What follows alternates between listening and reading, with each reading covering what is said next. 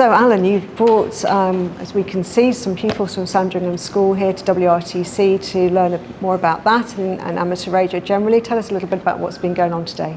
So we came up today and heard from Philip for about 45 minutes about the event going on over the weekend. That was exciting for them because they haven't been introduced to competition so far. In our radio station at school, we tend to have conversational QSOs around the world, but the idea of competition is new to them. Right, okay. And have some of them gone on the radio for the first time today?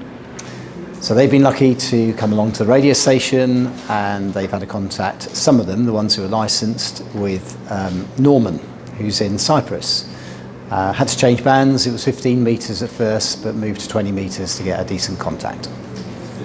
And you've got a flourishing amateur radio club at the school, haven't you? Which I remember from when the RSGB side, we worked with you when Tim Peake was on the ISS, and you were one of the 10 schools chosen to speak to him as an astronaut there.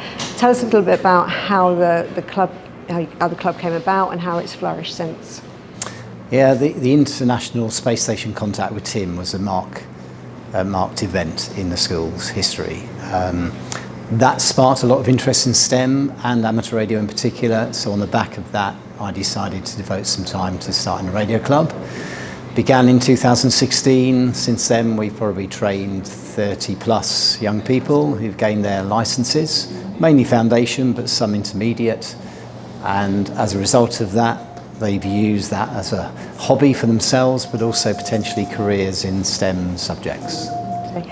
And as a head teacher, how do you see the link between amateur radio and STEM? What do you see the positives about that for benefit to the school and to the pupils?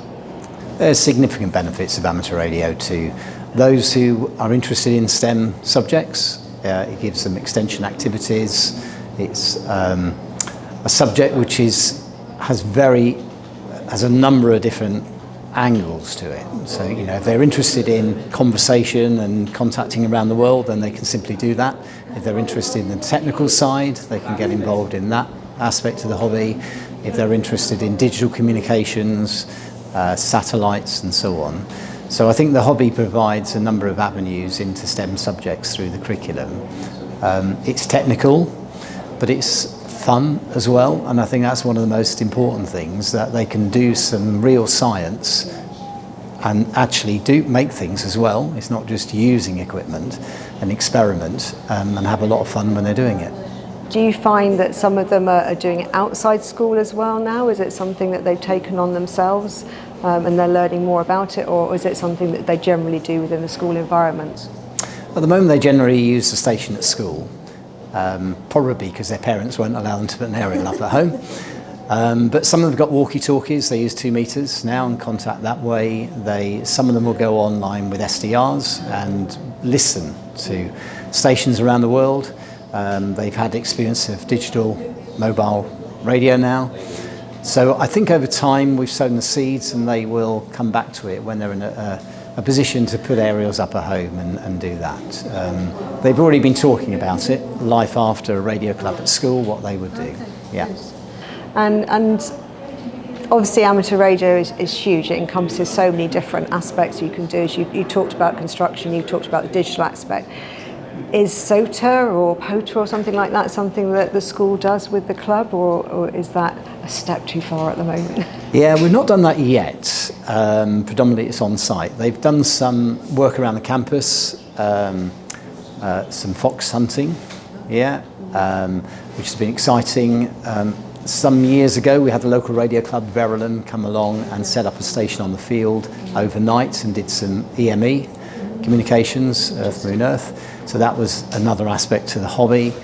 And I suspect at times if they're introduced to things, if you showcase with them what the opportunities are, then they'll take those and embrace them themselves. Well, it's clear that it's having a huge impact for the school and the pupils. You said 30 of them now have been licensed. If there's somebody watching this in a school, whether it's a head teacher or a lab technician or a teacher generally, and they're thinking, I'd quite like to do that at my school, what advice would you give to them? Yeah, I think the first thing is to find someone who's interested in the hobby, possibly someone who's already licensed, that's helpful. May not be someone on the staff, so you might have to approach your local radio club. Quite often science technicians tend to have a license from my experience, so that might be an opportunity if you employ someone who is licensed. So you need someone in school with an interest and knowledge of the hobby. And then it starts from there. We've got the Radio Communication Foundation who are very keen to sponsor schools' radio stations, so you can make an application, you can get some funding to set up the station, which is what we did at Sandringham. So it doesn't necessarily have to cost anything, but I think it provides a unique opportunity for extracurricular activities in STEM. Absolutely. And the Radio Society of Great Britain, obviously my other life, I'm the communications manager for that. We're trying to do more and more with schools and universities. We've got a school zone web page, University Corner, and we try and celebrate and show what the schools are doing, including Sandringham, to try and inspire others.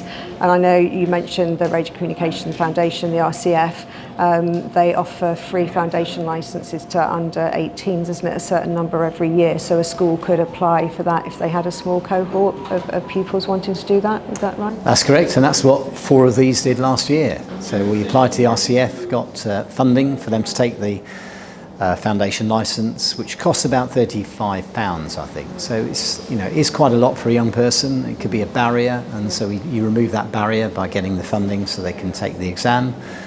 So that's really helpful. But the RSGB itself, once they're licensed, they get Radcom every month, which is a brilliant magazine, and then that further stimulates their interest in the hobby, understands the breadth of it more than we can just do in a radio station at school. And the RSGB now has the mobile app, which obviously all of these teenagers will be on the phone with the app, able to look at Radcom very easily, and Radcom Basics, which is an entry-level way into finding out a little bit more as well. That's right. So I know your pupils are itching to go off and look at the arrows and antennas and things outside. So thanks very much, Alan, for spending this bit of time with us and explaining about what's going on in your school. My pleasure. Thanks.